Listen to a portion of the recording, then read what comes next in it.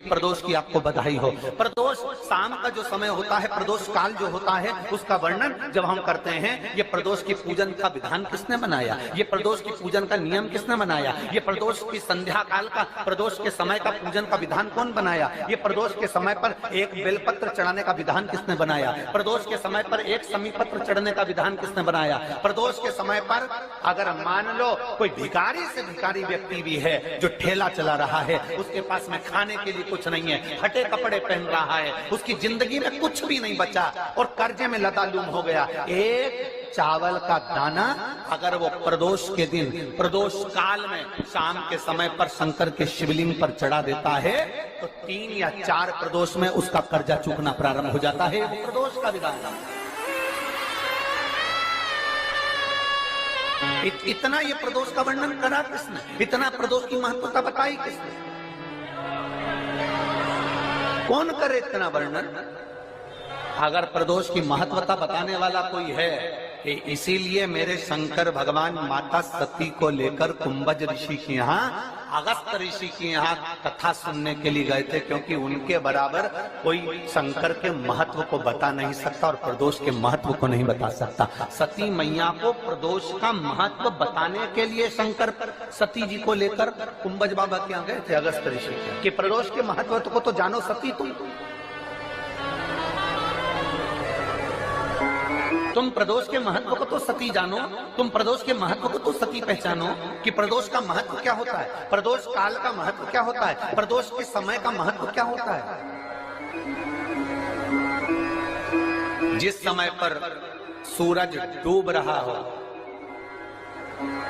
चंद्र प्रकाशित हो रहा हो, दोनों का मेल हो रहा हो, ना तो पूरा सूरज डूबा है, न पूरा चंद्र आया है, न पूरा अंधेरा है, न पूरा उजाला है, उस समय को प्रदोष काल कहा गया, उस समय को प्रदोष का समय कहा, प्रदोष काल कहा। अब कई लोग हमसे कहते हैं गुरुजी आप हमको प्रदोष का समय बताया करो कि प्रदोष काल किसको कहते हैं, प्रदोष का समय किसको कहते हैं।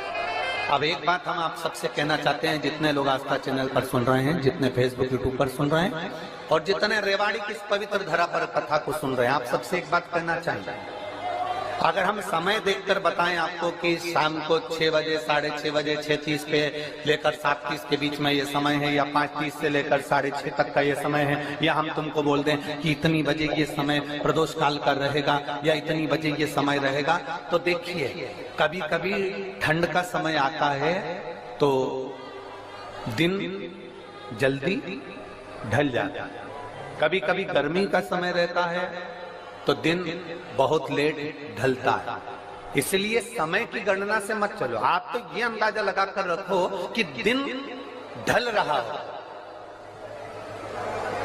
अंधेरा होना शुरू हो रहा हो, सूरज डूब रहा हो, चंद्र प्रकाशित हो रहा हो, अंधेरा अपना काम कर रहा है, सूरज ढलता जा रहा है, दिन कम होते चले जा रहा है और अंधेरा थोड़ा बढ़ते चले जा रहा है। इन दोनों का जो मिलन का समय हो, अब वो कितनी भी बजे, आप तो बस उसके मिलन का समय निकाल लो, वही समय प्रदोष काल कहलाता है, वही समय प्रदोष काल। सुनना हमारे सोमवार की प्रदोष पड़ती है तो शंकर भगवान कैलाश पर निवास करते हैं, मंगलवार की प्रदोष पड़ती है तो शिव काशी में निवास करते हैं, बुधवार की प्रदोष पड़ती है तो शिव रजत भवन में निवास करते हैं, गुरुवार की प्रदोष पड़ती है तो शिव गंगा के स्थल पर निवास करते हैं, शुक्रवार की अगर प्रदोष पड़ती है तो शिव नीलकंठ पर विराजमान होते हैं, शनिवार की अगर प्रदोष पड़ती है तो शिव शमी के वृक्ष के नीचे रहते हैं, और रविवार की जब प्रदोष पड़ती है तो शिव बेलपत्र के पेड़ के नीचे निवास करते हैं। महाराज ये एकादशी शंकर से कह रही है कि आपका स्थान ये नहीं कि आप कैलाश पर मिले, उस बार को उस तिथि।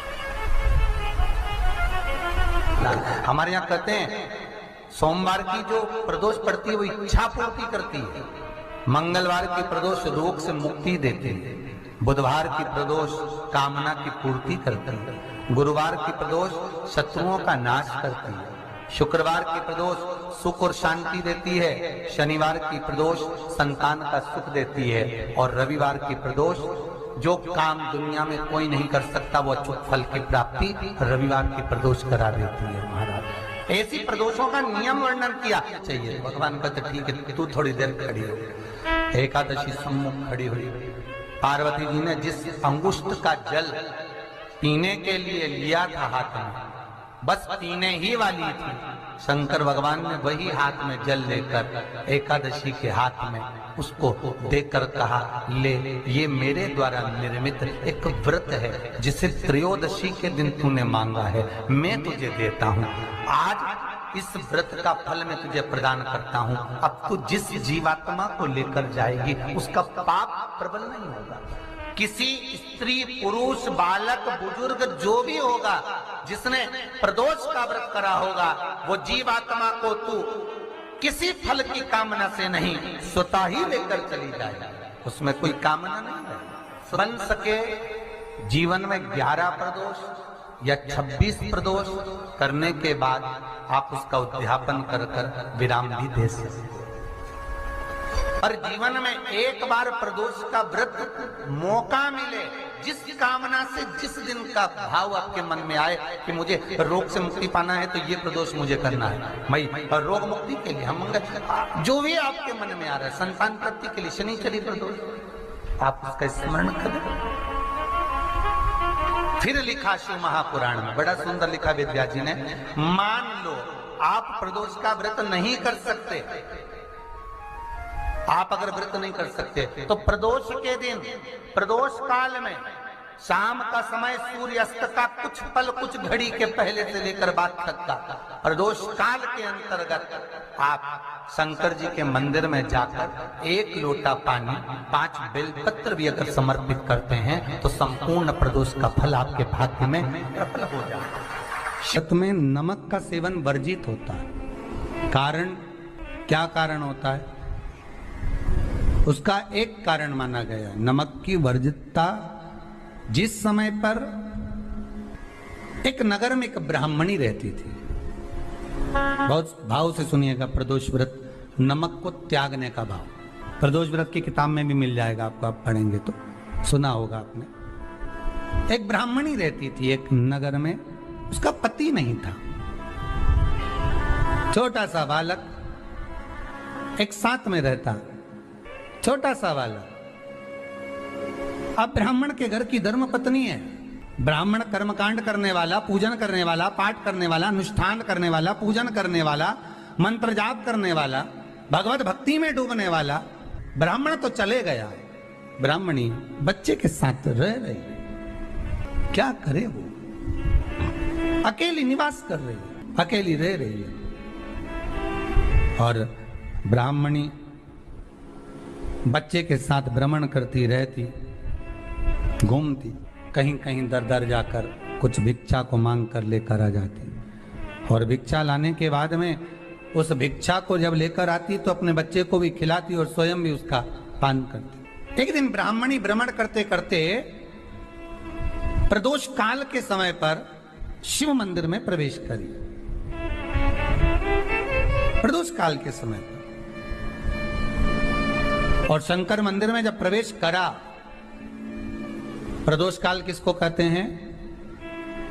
सूर्य अस्त हो रहा हो, रात्रि प्रवेश कर रही हो, दोनों का जब मिलन हो रहा हो वो प्रदोष काल कहलाते। दोनों का जब मिलन हो रहा,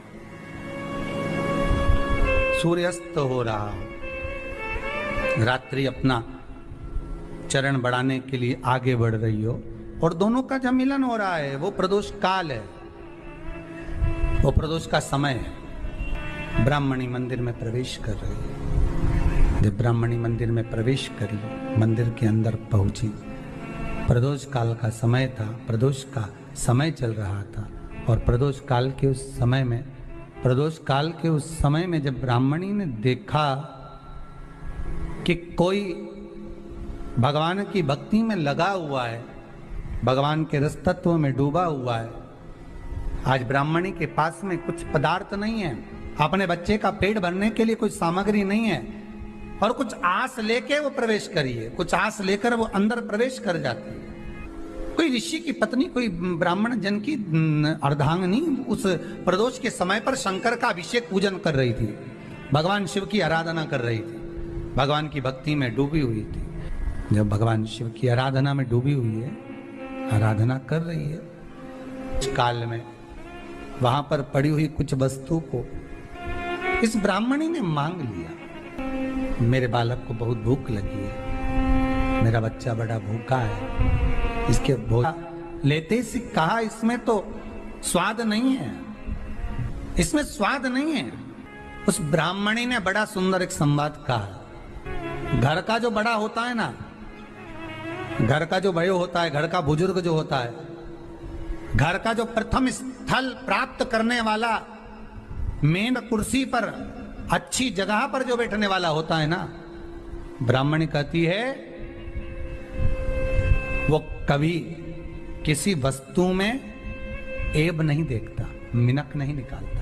तो अन्नकूट की तारीख पे इनका नाम लिख लो, और अगला अन्नकूट आए तब दोनों की दशा देखना।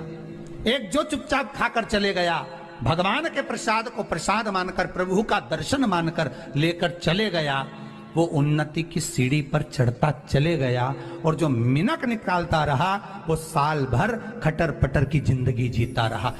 भगवान के प्रसाद में कभी भी ध्यान रखिएगा, भगवान के प्रसाद के अंतर्गत स्वाद की कोई मूलता नहीं होती। भगवान का प्रसाद स्वयं स्वाद है। भगवान के प्रसाद में नमक नहीं देखना, मिर्ची नहीं देखना, भगवान के प्रसाद में शक्कर नहीं देखना, भगवान के प्रसाद में कुछ ये नहीं देखना कि कितना माल डला, कितना घी, कितना बादाम, कितना काजू, कितना इलायची डला। हाँ, यहां तक शास्त्र का स्वाद देखी थी ना, ये आपका एक जन्म का नहीं है, ये ना जाने कितने जन्म का है। ब्राह्मणी के मस्तिष्क में बैठ गया, ब्राह्मणी के उस पुकाना वो बक्कल में नहीं अक्कल में बैठ गया कि ये स्वाद नहीं देखना।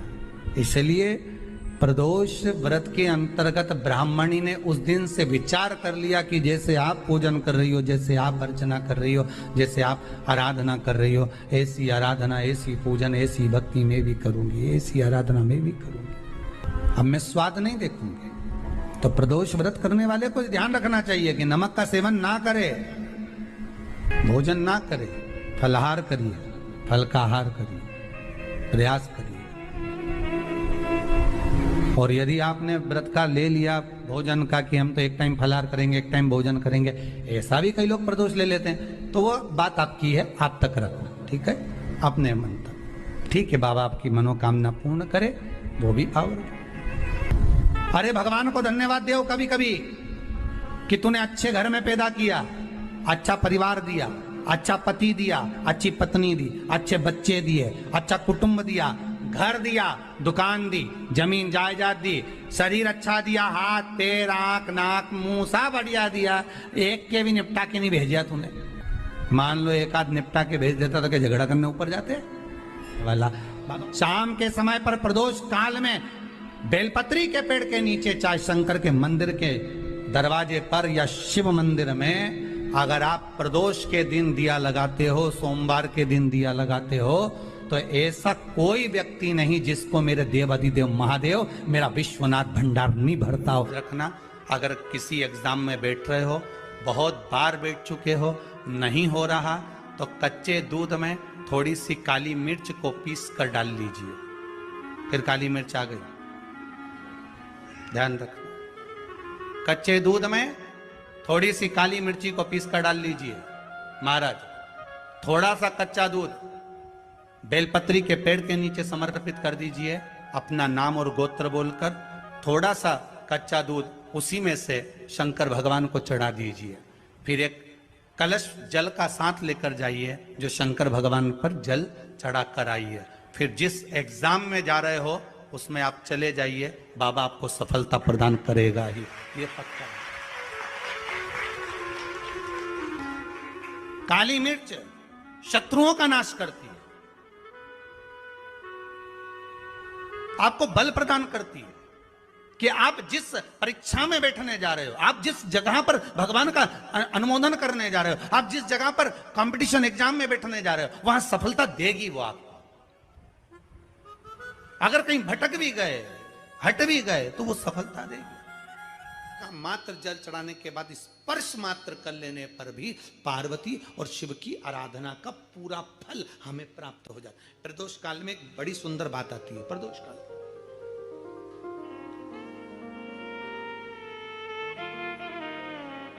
आप में से कोई प्रदोष का व्रत करते हैं? करते हो आप लोग? ठीक है। कितने लोग हैं जो नहीं करते? हाथ उठा लो। ठीक है, नहीं करते ना, कोई बात नहीं, रख लो, रख लीजिए। 26 प्रदोष का,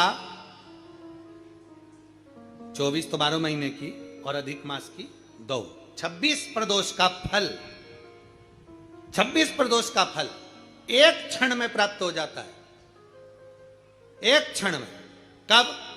कहा जिस दिन प्रदोष का दिन हो, 26 प्रदोष में से कोई भी प्रदोष का दिन हो, और प्रदोष काल में आप अपने घर से जल और एक हाथ में घी का भरा हुआ दीप लेकर जिस दिन शंकर के मंदिर में जाते हो, शंकर को जल चढ़ाकर हाथ का स्पर्श जलाधारी पर कर कर शिव मंदिर में दीप प्रज्वलित कर देते हो, 26 प्रदोष का पुण्य फल उसी क्षण प्राप्त हो। 26 प्रदोष का फल एक ही दिन में, एक ही क्षण में प्राप्त हो जाता है। 26 प्रदोष।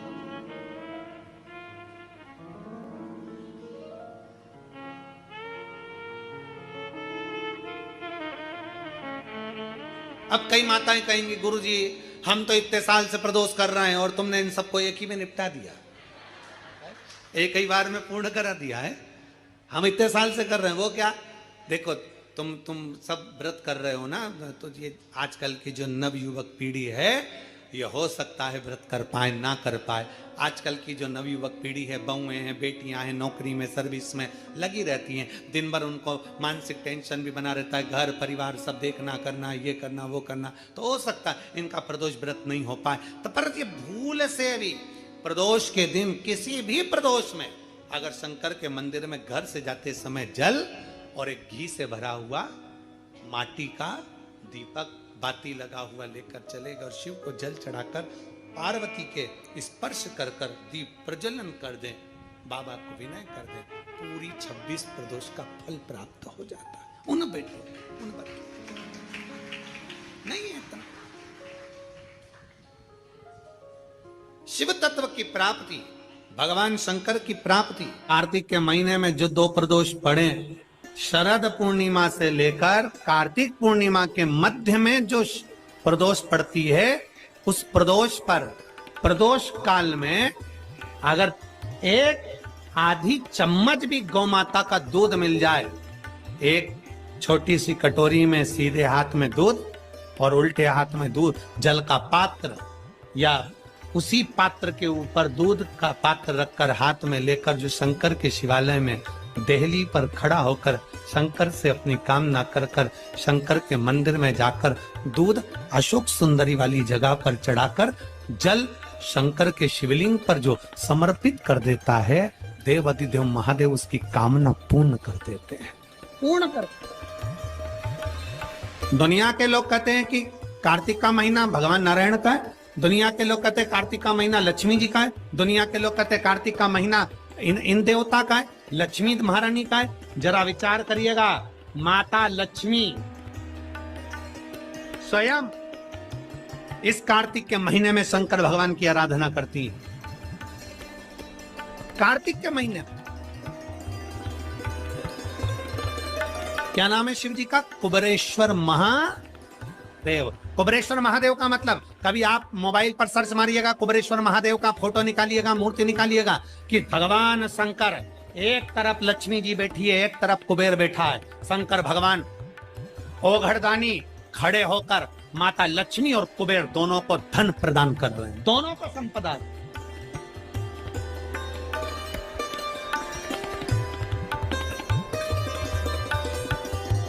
कभी कुबेरेश्वर बाबा का मूर्ति का दर्शन करिए। कुबेरेश्वर शंकर भगवान की मूर्ति खड़ी है, एक तरफ लक्ष्मी जी एक तरफ कुबेर, दोनों माता भगवान शंकर जी से लक्ष्मी ले रहे हैं। दोनों, यही कार्तिक का महीना शंकर की आराधना का महीना, शिव आराधना।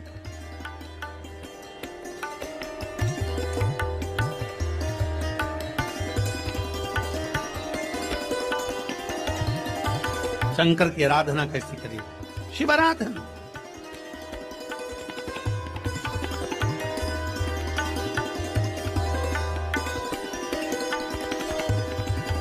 शिव की आराधना में कैसा?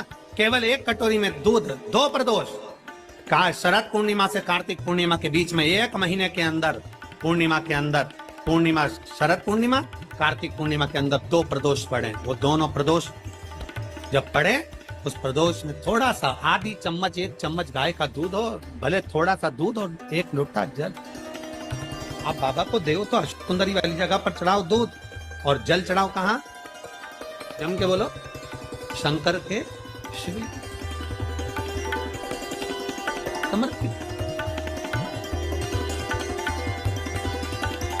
माता पार्वती जी ने शिव की आराधना करी है,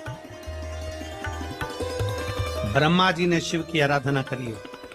इसी कार्तिक के महीने में स्वयं कुबेर ने, इसी कार्तिक के महीने में स्वयं कुबेर ने भगवान शंकर से लक्ष्मी प्राप्त करी, धन वैभव प्राप्त करा, कुबेर पद प्राप्त करा।